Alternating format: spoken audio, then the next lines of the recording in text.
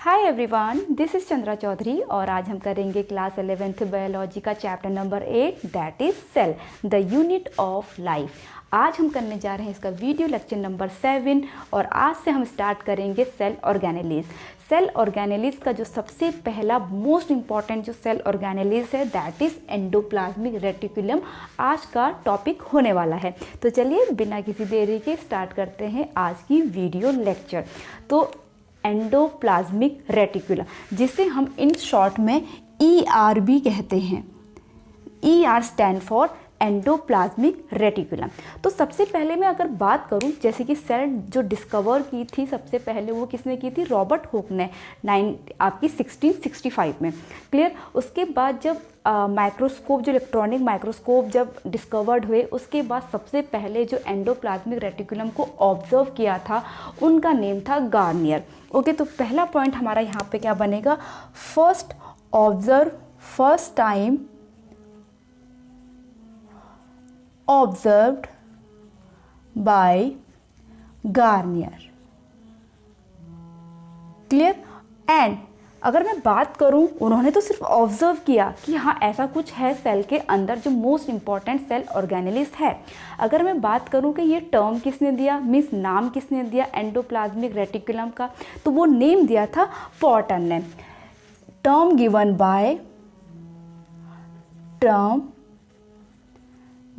Bye Porter.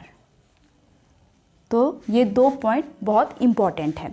चलिए अब हम यहाँ पर डायग्राम बनाते हैं। ठीक है, डायग्राम की अगर मैं बात करूँ, जैसे कि सबसे पहले आपका बीच में क्या होता है? न्यूक्लियस प्रेजेंट रहता है। ठीक है, ये न्यूक्लियस की मेम्ब्रेन्स हैं जिसे हम न्यूक्लियो मेम्ब्रेन कहते हैं या न्यूक्लियर इन्वेलप कहते हैं। So this is the nucleo membrane. तो होता क्या है, तो जो न्यूक्लियर मेम्ब्रेन है उसकी ब्लैबिंग से, मीन्स यहाँ पर हल्की सी ब्लैबिंग होती है जिससे आपका फिर एंडोप्लाज्मिक रेटिकुलम का फॉर्मेशन होता है। तो यहाँ से आपका this is the endoplasmic reticulum. हम इनके नेम भी जानते चले जाएंगे।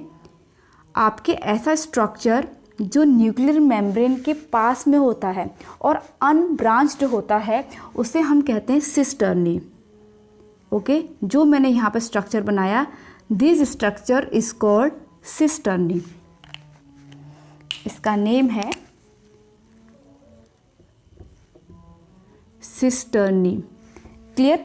अब सिस्टर्नी के बाद क्या होगा कि यहाँ से आप ब्रांचेज टाइप स्ट्रक्चर स्टार्ट हो जाते हैं। सपोज यहाँ पर आपकी क्या है, ये प्लाज्मा मेम्ब्रेन है, this is plasma membrane.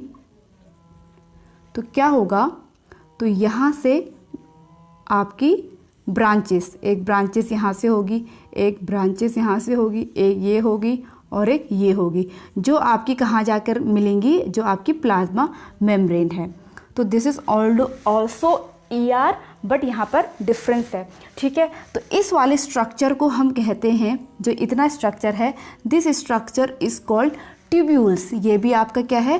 Tubules है, ट्यूब्यूल्स हैं। अब यहाँ पर जो सिस्टर्नी है, जो आपके न्यूक्लियस से स्टार्ट जो स्ट्रक्चर हो रहे हैं, यहाँ पर आपके कुछ स्फेरिकल फॉर्म में होते हैं। इन्हें हम कहते हैं आपके वेसिकल्स। इन्हें हम कहते हैं vesicles. So this is the common structure about endoplasmic reticulum. फिर इसके टाइप्स वगैरह हम करेंगे। तो सबसे पहले अगर मैं बात करूं भाई एंडोप्लाज्मिक रेटिकुलम प्रेजेंस किस में होता है, तो ऑब्वियसली जो प्रोकैरियोटिक सेल है, हमने डेफिनेशन देखी है कि इसमें जो सेल ऑर्गेनेलिस होते हैं, मेम्ब्रेन बाउंड जो ऑर्गेनेलिस होते हैं वो एब्सेंट रहते हैं। तो यहाँ पर हमारा पहला पॉइंट क्या बन जाएगा? Absent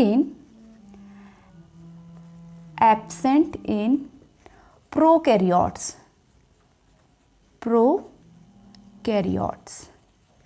and presence in all eukaryotes except, देखिए प्रोकैरियोटिक सेल में तो ये एब्सेंट रहेंगे रहेंगे, बट यूकैरियोटिक सेल में ये प्रेजेंस होंगे, बट किन्हीं किन्हीं में ये एब्सेंट रहते हैं।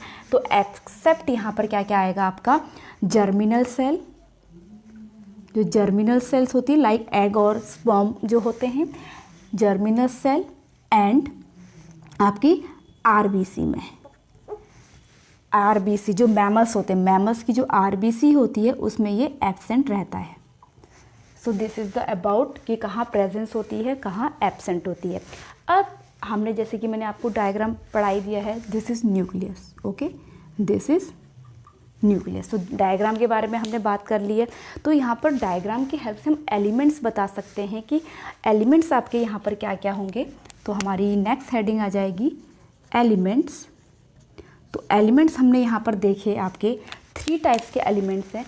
सिस्टर्नी जो आपके close to the nucleus membrane, and आपके tubules which is close to the plasma membrane, and vesicle which are occur cisternae below the cisternae. ठीक है, तो यहाँ पर हम लिख सकते हैं कि 3 टाइप्स के आपके हैं एलिमेंट्स। तो आपका फर्स्ट वन है सिस्टर्ने, सेकंड है आपका वेसिकल्स, एंड थर्ड है आपका ट्यूब्यूल्स। क्लियर, इतनी बात आप लोगों को समझ में आ गई। तो जैसे कि आपने यहाँ पर एलिमेंट देखे कि जब आपकी एंडोप्लाज्मिक रेटिकुलम का फॉर्मेशन हो रहा होता है तो सबसे पहले जो न्यूक्लियस है वहाँ पर ब्लैबिंग होती है। ठीक है, उसके बाद यहाँ पर सबसे पहले सिस्टर्नी बनती है। जैसे जैसे फॉर्मेशन होता है तो पीछे की जो सिस्टर्नी है वो कन्वर्ट हो जाती है ट्यूब्यूल्स में। ठीक है, तो यहाँ पर हम सिस्टर्नी और ट्यूब्यूल्स में डिफरेंस देख पा रहे हैं कि जो सिस्टर्नी है, ईच सिस्टर्नी कैसी है, अनब्रांच्ड है, और प्लस ये आपकी यहाँ पर रफ होती है, स्टडेड बाय राइबोसोम। इसीलिए ये इसे हम कहते हैं, इस वाले पार्ट को मीन्स सिस्टर्नी वाले पार्ट को इसीलिए हम कहते हैं RER, that means rough endoplasmic reticulum. अगर क्वेश्चन ये आता है कि हम इसे रफ एंडोप्लाज्मिक रेटिकुलम क्यों कहते हैं, क्योंकि इसकी सरफेस पे क्या प्रेजेंस होते हैं, राइबोसोम। सो दीज आर, जो मैंने रेड कलर के बनाए हैं, दीज आर राइबोसोम। और यहाँ भी आपके जो वेसाइकल्स होते हैं उनमें भी राइबोसोम्स प्रेजेंट होते हैं इसकी सरफेस में। बट सिस्टर्नी जो ट्यूब्यूल्स हैं वहाँ पर राइबोसोम्स क्या होने लगते हैं, आपके ख़त्म होने लगते हैं, जिसे हम ट्यूब्यूल्स कहते हैं, जो ब्रांच्ड हो जाते हैं।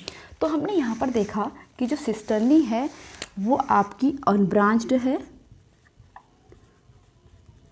और राइबोसोम प्रेजेंट है, राइबोसोम्स प्रेजेंट हैं। उसी तरह से वेसिकल्स में आपने देखा, ठीक है, ये कैसे हैं, स्फेरिकल हैं और राइबोसोम प्रेजेंट है। और आपके ट्यूब्यूल्स कैसे हैं, ब्रांच्ड हैं एंड राइबोसोम एब्सेंट है, ribosomes absent.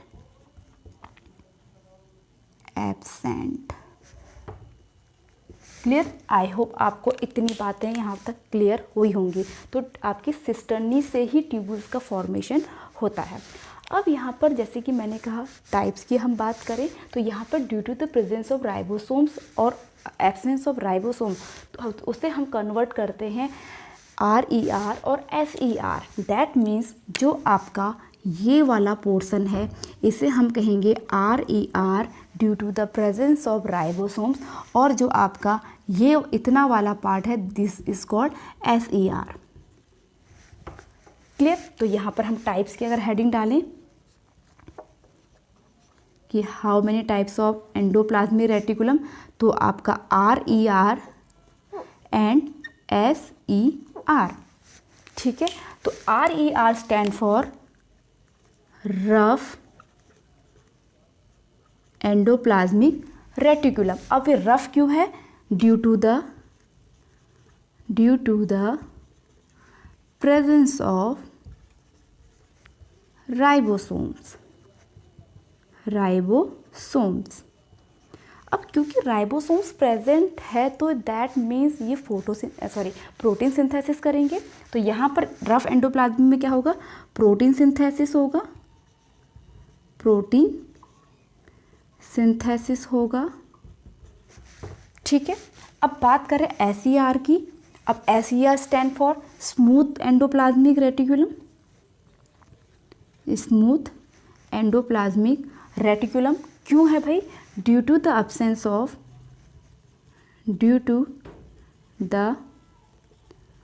absence of ribosomes, okay. अब इसका वर्क क्या है, इसका वर्क है जो लिपिड्स का फॉर्मेशन करना, लिपिड्स फॉर्म्ड,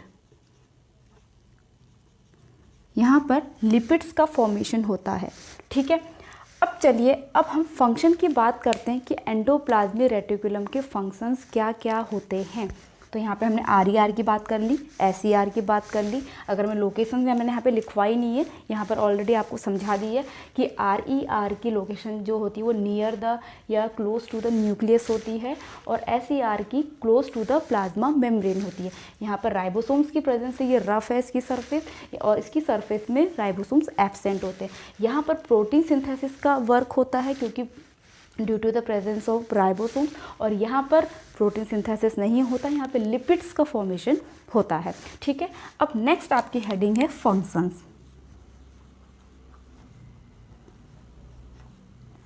तो टू इम्पॉर्टेंट फंक्शन तो यही हो गए, लिपिड्स और प्रोटीन सिंथेसिस का। अगर हम पर्टिकुलर RER की बात कर रहे हैं तो हम पर्टिकुलर SER ER की बात या RER की बात नहीं कर रहे हैं, हम ओनली ER की बात कर रहे हैं। तो पहला फंक्शन क्या हो जाएगा, फॉर्मेशन ऑफ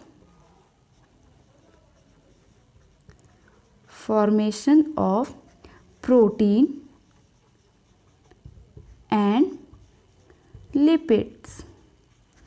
सेकेंड पॉइंट, ये देखिए आपकी न्यूक्लियस से लेके प्लाज्मा मेम्ब्रेन तक अटैच जो होता है, तो दैट मीन्स ये फ्रेमवर्क प्रोवाइड कराता है, ठीक है। Provide framework to the cell, provide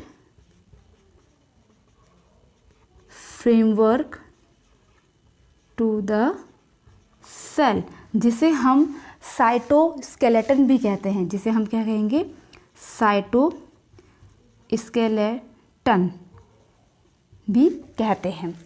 clear. Next point, अब देखिए ये यहाँ पर आदान प्रदान भी करता है, क्या, जो न्यूक्लियस के अंदर जो मटेरियल है बाहर, और जो बाहर का मटेरियल है न्यूक्लियस में, ठीक है। तो transport of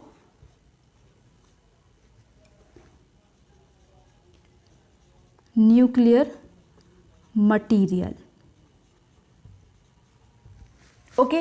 and most important topic, देखिए आपकी RER से राइबोसोम्स बन रहे हैं, SER से आपके यहाँ पर गोल्जी बॉडी का फॉर्मेशन होता है, लाइसोसोम का फॉर्मेशन होता है, ठीक है। गोल्जी बॉडी का ही फॉर्मेशन होता है, और गोल्जी बॉडी से आपसे लाइसोसोम बनते हैं। तो इस प्रकार से यहाँ पर जितने भी सेल ऑर्गेनेल्स हैं वो एक दूसरे से इंटरकनेक्टेड हैं, एक दूसरे के फॉर्मेशन में। तो उसे हम कहते हैं साइटोप्लाज्मिक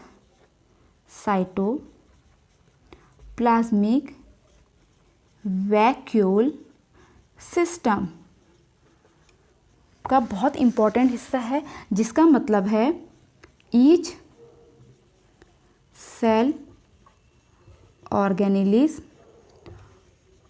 इंटरकनेक्टेड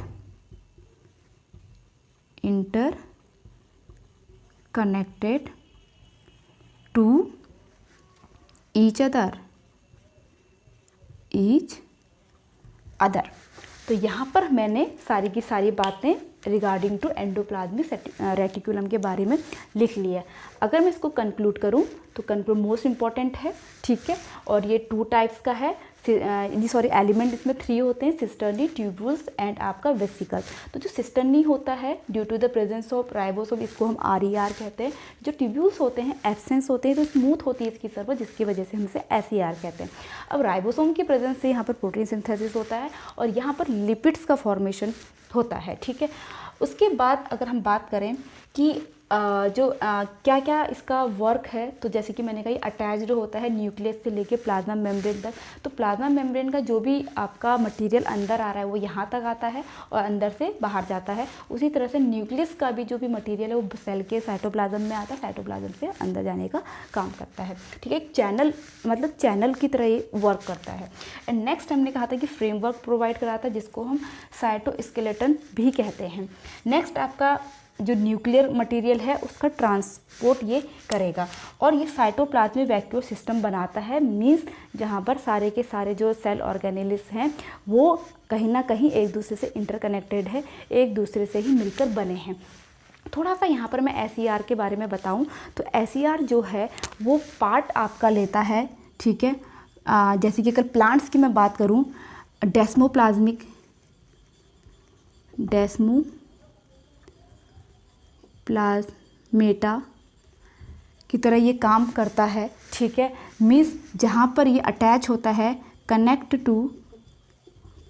टू प्लाज्मोडेस्मेटा। अब प्लाज्मोडेस्मेटा क्या है, जो दो सेल्स हैं उनके बीच में जो कनेक्शन है, ठीक है, एक दूसरे का मटेरियल एक दूसरे को जो वो ट्रांसफ़र कर रहे हैं, प्लाज्मोडेस्मेटा। तो वो जो वर्क, क्योंकि देखियो ट्यूब्यूल्स है ना यहाँ पर, देखो जो प्लाज्मा मेम्ब्रेन, अब इसकी बगल में दूसरी सेल्स है तो एक दूसरे के बीच में कनेक्शन बना रहे हैं और जो कनेक्टेड होते हैं वो थ्रू द प्लाज्मोडेस्मेटा के थ्रू होता है। तो उस चीज़ को हम वहाँ पर SER को हम जो कनेक्शन बनाएगा प्लाज्मोडेस्मेटा से अटैच होगा उसको हम डेस्मोप्लाज्मेटा कहेंगे। ठीक है, दूसरा हम कहते हैं ये इसका जो वर्क होता है ये डिटॉक्सिफिकेशन का भी होता है। डिटॉक्सिफिकेशन मीन्स जो कार्सिनोजेंस आपके सब्सटेंस है लाइक, ठीक है, कार्सिनोजेंस जो कैंसर कॉज करते हैं उनको रिमूव करने का ये काम करेगा। ठीक है, आई होप आप लोगों को इतना समझ में आया होगा SER का, बहुत इंपॉर्टेंट है SER। So this is the all about endoplasmic reticulum. So आप इसका स्क्रीनशॉट ले सकते हैं। ओके, तो अगर वीडियो अच्छा लगा हो तो please hit the like, leave the comment, subscribe to my channel and press the bell icon. मैं अपनी नेक्स्ट वीडियो में कवर करूँगी और इंटरेस्टिंग सेल ऑर्गेनेल्स को। तब तक के लिए stay tune, stay healthy, stay connected.